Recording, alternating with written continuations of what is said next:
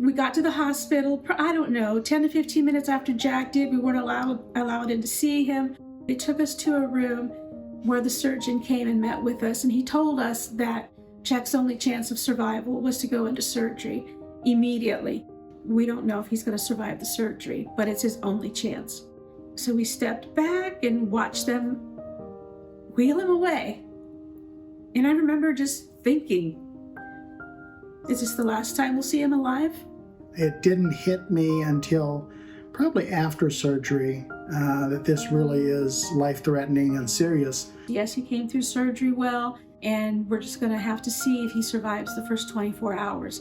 And he did survive the first 24 hours. The next question is, will he survive 48 hours? And he passed the 48 hours. And then they started talking about the 72 hours. And that afternoon, they told us they're not going to be pulling him out of sedation at 72 hours, because every time that they would get close to pulling him out, he would always get agitated again, and it was obvious that his pain was high. And he was not going to be able to tolerate well being out of sedation. But nobody accounted for Jack. And he broke through sedation right around that 72-hour mark. Jack tried to speak and quickly figured out that he couldn't because of the trach in his throat. Our first involvement with workers' comp was, I believe, the second day after his accident. Workers' comp has been incredible. I remember at the hospital trying to decide where we're going and what's next. Vicki Rita came in. I know Rebecca Gamble came in. They both were within those first 2 to 4 days, they both came in to see him. Sometimes it's really hard to meet with families or get information sometimes while an injured worker is in the hospital. I was amazed at that time by the strong family support that he was going to have during this process of healing. Vicki, Rebecca, and I met as a team to discuss options for rehab when we knew that they were going to make the referral for rehab. We believed Shepherd was the best place for him to go and had to meet with the family to make a decision if they were going to be happy with him that far away from home. We worked a lot with vision, trying to see if we could pull any vision back. It was pretty obvious he wasn't seeing. He is incredibly smart.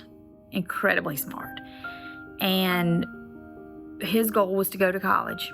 Jack never focused on his accident. He never lived in the past. He always, whenever I talked to him, talked about what he wanted to do and what his goals were, despite the fact that he had suffered a major injury at the age of 18 years old. Jack's family and himself were instrumental in finding out the different modalities that Jack needed to be successful in college as a person without sight, computer programs that he needed, Braille keyboards, and software for programs that he could use in the classroom for note-taking. And thankfully, they were an incredible resource for me, and we could kind of talk about how to make things happen so that this was a possibility for Jack.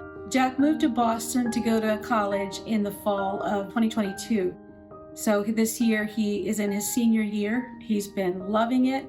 His favorite subjects are reading Greek and also reading Hebrew, and he's learning those in Braille. He's looking forward to being able to teach someday and just continue living his life. His courage and strength is an inspiration to anyone who has ever met Jack. Jack's story is a story of resolve and of determination and of hope and of faith. Jack Mast will impact this world for the good, I have no doubt. And it's my belief that he'll impact the world for the good, not despite his injuries, but because of his injuries. When I think of Jack, I can think of no one more deserving for this award, hands down.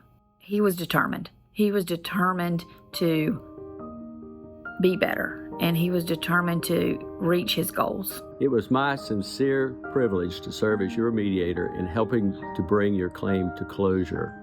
I can honestly say that knowing you and your courage has made me a better person. May God bless you and your family. I just want to thank you, Jack, for showing me what real strength is. I don't think I'll ever forget working with you, and I hope that if I'm ever faced with life's challenges, that I handle them with half the fortitude that you have. You have just shown me what it is like to surpass all odds and to really put your faith in Christ. A quote that reminds us of Jack: "I'm not what happened to me. I am what I choose to become. Go and create a life full of dreams." Congratulations, Jack. Thank you for all the ways that you have blessed our family. This would have been much more difficult without the help, financial support, financial help that you've given with Jack. Your encouragement to go down to Shepherd Center. You've been good to work with. I thank you.